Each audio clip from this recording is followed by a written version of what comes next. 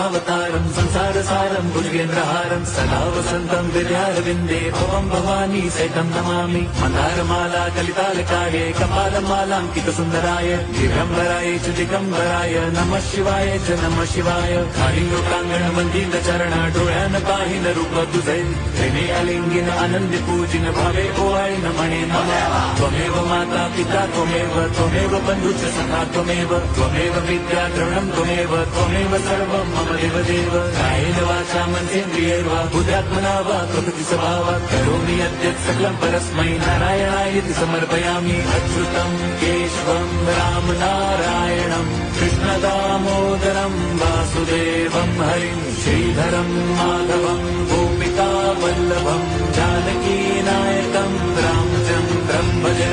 हरे